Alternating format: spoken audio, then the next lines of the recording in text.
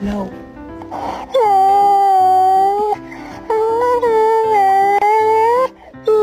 You know, it makes me really sad that people hate on others for using certain voices with their dogs. Because the thing is that he doesn't know that I'm talking to him. I'm not just talking like this. Then he knows that I'm talking to